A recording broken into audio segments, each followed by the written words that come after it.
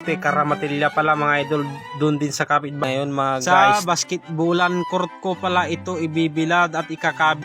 Okay, tapos yung isang kaban nandito naman sa may black canvas mga guys. Migat kasi mabibisin na ako at nagkakakapsok na ako mga guys.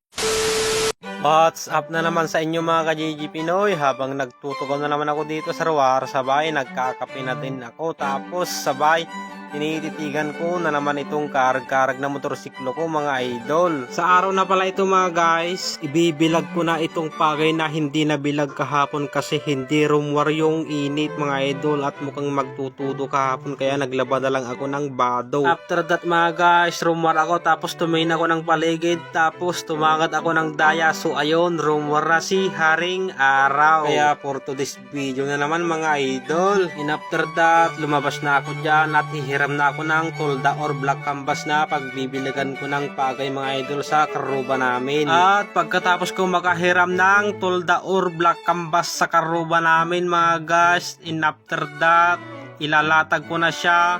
So ayun mga idol, nilalatag ko na siya.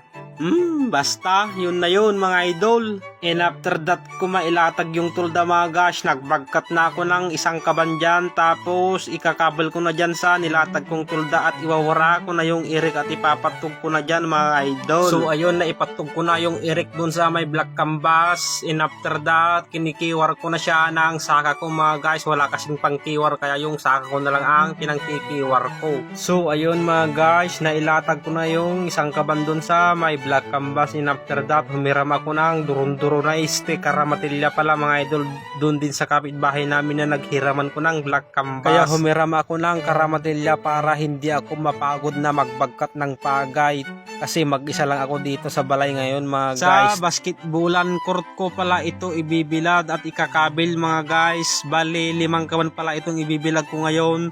Yung isa nandun sa may black canvas ko ikinabil, tapos itong 4 dun ko naman ikakabil sa may basketballan court mga idol. At para maibilad ko na lahat itong palay ngayong araw mga guys, baka kasi in the morning magtutudo na naman at magkukuyim at baka na naman hindi lalabas yung araw, kaya ibibilad ko na lang dito sa may basketballan court mga guys. And after that mga idol, na ikabil ko na yung 4 na kaban dito sa may basketballan, and then nakiwar-kiwar ko na siya. Tapos yung okay, tapos yung isang kaban nandito naman sa may black canvas mga guys. So ayun mga ka-GG Pinoy, natapos ko nang mailatag yung mga palay or erek, kaya in after that nagluto na ako ng 3 eggs at para pambigat kasi mabibisin na ako at nagkakakapsok na ako mga guys. Kaya nagluto muna ako ng 3 itlog at saka 2 noodles na beef mga idol. Tapos yung flavor niya is karne ng baka. Para ka na din nag-ulam ng karne ng baka kapag nagluto ka ng homemade beef flavor na noodles mga idol. Nagtamtamaan na nga, hindi na pangkasaraan nga nang mabaim mga guys.